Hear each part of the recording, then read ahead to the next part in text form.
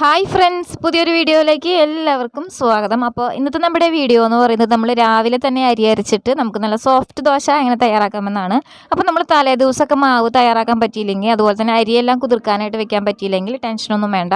രാവിലെ അരി അരച്ചിട്ട് നമുക്ക് നല്ല സോഫ്റ്റ് ദോശ തയ്യാറാക്കി എടുക്കാം. അപ്പോൾ അങ്ങനെയൊക്കെ മറന്നു പോവുകയാണെങ്കിൽ ഈ ഒരു രീതിയിലൊന്ന് ട്രൈ ചെയ്ത് നോക്കിയാൽ മതി. നല്ല സോഫ്റ്റ് ആയിട്ടുള്ള ദോശ നമുക്ക് തയ്യാറാക്കി എടുക്കാം. അപ്പോൾ നമുക്ക് വീഡിയോയിലേക്ക് പോകാം. അതിന് മുമ്പ് നമ്മുടെ ചാനൽ ആദ്യമായിട്ട് കാണുന്നവരാണെങ്കിൽ ഇതുവരെ സബ്സ്ക്രൈബ് ചെയ്തിട്ടില്ലെങ്കിൽ ഞാനിടുന്ന വീഡിയോസിന് നോട്ടിഫിക്കേഷൻ പെട്ടെന്ന് തന്നെ കിട്ടാനായിട്ട് ഇപ്പോൾ തന്നെ ഒന്ന് സബ്സ്ക്രൈബ് ചെയ്ത് വെക്കുക. തൊട്ട് വരുന്ന ബെൽ ബട്ടണിൽ ഓൾ കൂടി ഒന്ന് എനേബിൾ ചെയ്യുക. അപ്പോൾ നമുക്കിത് എങ്ങനെയാണ് തയ്യാറാക്കുന്നതെന്ന് കണ്ടുവെക്കാം. അപ്പോൾ നമ്മുടെ ഈ ദോശ തയ്യാറാക്കിയെടുക്കാനായിട്ട് ഞാനിപ്പോൾ ഇവിടെ ഒരു ബൗളിലേക്ക് 2 കപ്പ് അളവിൽ പച്ചരിയാണ് ചേർത്ത് കൊടുക്കുന്നത്. അതിനോടൊപ്പം തന്നെ നമുക്കിതിലേക്ക് ഒരു 1/2 കപ്പ് അളവിൽ ഉഴുന്ന് ചേർത്ത് കൊടുക്കാം. ഇതിലേക്ക് നമുക്കൊരു 1 ടീസ്പൂൺ അളവിൽ ഉലുവയും ചേർത്ത് കൊടുത്തതിന് ശേഷം ഇതിലേക്ക് വെള്ളം ഒഴിച്ചിട്ട് 4-5 പ്രാവശ്യം നന്നായിട്ട് ഇതിനൊന്ന് കഴുകിയെടുത്തിട്ട് വരാം. ഇപ്പോൾ ഇത് നന്നായിട്ട് തന്നെ കഴുകിയെടുത്തിട്ടുണ്ട്. ഇനി ഇതിലേക്ക് നമുക്ക് 1/2 കപ്പ് അളവിൽ ചോറ് ചേർത്ത് കൊടുക്കാം. ചോറും ചേർത്ത് കൊടുത്തതിന് ശേഷം ഇതിലേക്ക് നമുക്ക് 1/2 ടീസ്പൂൺ അളവിൽ ഈസ്റ്റാണ് ഇട്ട് കൊടുക്കുന്നത്. ഈസ്റ്റും ചേർത്ത് കൊടുത്തതിന് ശേഷം ഇതിലേക്ക് ആവശ്യത്തിനുള്ള ഉപ്പ് ചേർത്ത് കൊടുക്കാം. ഞാനിപ്പോൾ ഇവിടെ 1 ടീസ്പൂൺ അളവിലാണ് ഉപ്പ് ചേർത്ത് കൊടുക്കുന്നത്. അതിനുശേഷം ഇതിലേക്ക് 2 കപ്പ് അളവിൽ വെള്ളം ചേർത്ത് കൊടുക്കുകയാണ്.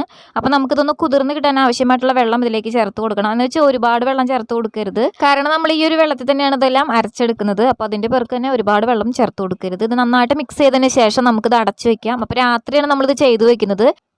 അപ്പോൾ കിടക്കുന്നതിന് മുന്നേ ഇതുപോലെ അങ്ങ് ചെയ്തു വെച്ചാൽ മതി. അപ്പോൾ രാത്രി മുഴുവനും ഇങ്ങനെ തന്നെ ഇരിക്കട്ടെ. ഇനി രാവിലെ നമ്മൾ നോക്കുമ്പോൾ ഇത് നന്നായിട്ട് തന്നെ കുതിർന്ന് വന്നിട്ടുണ്ടാവും. അപ്പോൾ ഇനി നമ്മൾ ഇത് അരയ്ക്കാനായിട്ട് പോവാണ്. അപ്പോൾ നമുക്കിതൊരു മിക്സിയുടെ ജാറിലേക്ക് ഇട്ട് കൊടുത്തിട്ട് കുറച്ചായിട്ട് അരച്ചെടുക്കാം. ഞാനിപ്പോൾ ഇവിടെ 2 പ്രാവശ്യമായിട്ടാണ് അരയ്ക്കുന്നത്. അപ്പോൾ നമ്മൾ അരച്ചെടുക്കുമ്പോൾ ഇതിലുള്ള വെള്ളം കൂടി ചേർത്തിട്ട് വേണം അരച്ചെടുക്കാനായിട്ട്. വെള്ളത്തോട് കൂടി തന്നെയാണ് അരച്ചെടുക്കുന്നത്. നന്നായിട്ട് തന്നെ ഒന്ന് അരച്ചെടുത്തിട്ട് വരാം. ഇപ്പോൾ ഇത് നന്നായിട്ട് തന്നെ അരച്ചെടുത്തിട്ടുണ്ട്. ഇനി നമുക്കിതൊരു ബൗളിലേക്ക് ഒഴിച്ചു കൊടുക്കാം. അങ്ങനെ 2 പ്രാവശ്യമായിട്ട് എല്ലാം തന്നെ അരച്ചെടുത്തിട്ടുണ്ട്. ഇനി ഇത് നന്നായിട്ടൊന്ന് മിക്സാക്കി കൊടുക്കുക. അതിനുശേഷം നമുക്കിത് വീണ്ടും ഒന്ന് റെസ്റ്റ് ചെയ്യാനായിട്ട് വെക്കണം. അപ്പോൾ ഇത് ഒരുപാട് സമയമൊന്നും വെക്കേണ്ട. ഒരു 30 മിനിറ്റോളം വെച്ച് കൊടുത്താൽ മതി. അപ്പോൾ നമ്മൾ മാവ് അരച്ചതിന് ശേഷം വേറെ എന്തെങ്കിലുമൊക്കെ ഒരു ജോലി ചെയ്ത് വരുമ്പോഴത്തേനും ഇത് റെഡി ആയിക്കോളും. അപ്പോൾ സമയം ഉണ്ടെങ്കിൽ 1 മണിക്കൂർ വെക്കുക. ഇതിപ്പോൾ അരമണിക്കൂറെല്ലാം കഴിഞ്ഞിട്ടുണ്ട്. ഇപ്പോൾ നമ്മുടെ ദോശമാവ് ഇവിടെ റെഡി ആയിട്ടുണ്ട്. അപ്പോൾ നമുക്കിനി ദോശ തയ്യാറാക്കി എടുക്കാവുന്നതേ ഉള്ളൂ. അതിനായിട്ട് നമ്മുടെ ദോശത്താവ നന്നായിട്ടൊന്ന് ചൂടായിട്ട് വരുമ്പോൾ അതിലേക്ക് നമുക്ക് മാവ് ഒഴിച്ചു കൊടുക്കാം. മാവ് ഒഴിച്ച് നന്നായിട്ട് ഇതിനൊന്ന് പരത്തി കൊടുക്കുക. അതിനുശേഷം ഇതിൻ്റെ മുകൾ ഭാഗം ഒന്ന് നന്നായിട്ട് ഇതിനൊന്ന് വലിഞ്ഞു വരട്ടെ. ആ സമയത്ത് വേണം നമുക്കിതിലേക്ക് ഇതിൻ്റെ മുകളിലോട്ടായിട്ട് ഒരു അല്പം നെയ്യോ ഓയിലോ എന്തെങ്കിലുമൊക്കെ ഒന്ന് ഒഴിച്ചു കൊടുക്കാം. ഇനി ഇത് മറിച്ചിട്ട് വേവിക്കേണ്ട ആവശ്യമൊന്നുമില്ല. ഇതുപോലെ തന്നെ അങ്ങ് എടുത്താൽ മാത്രം മതിയാവും. അപ്പോൾ ഇത്രയേ ഉള്ളൂ. നമുക്ക് വളരെ സിമ്പിളായിട്ട് രാവിലെ തന്നെ അരി അരച്ചിട്ട് ദോശ തയ്യാറാക്കി എടുക്കാം. അപ്പോൾ ഇതുപോലെ നിങ്ങളൊന്ന് ട്രൈ ചെയ്ത് നോക്കുക.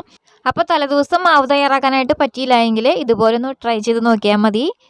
അപ്പോൾ ഈ ഒരു വീഡിയോ നിങ്ങൾക്ക് ഇഷ്ടമായിട്ടുണ്ടെങ്കിൽ അതുപോലെ ഒന്ന് ലൈക്ക് ചെയ്യാനായിട്ട് മടിക്കരുത്. അതുപോലെ തന്നെ നിങ്ങളുടെ കമൻസൊക്കെ ഒന്ന് അറിയിക്കാനും മറക്കരുത്. അപ്പോൾ ഇനി പുതിയ റെസിപ്പി ആയിട്ട് വരാം. താങ്ക്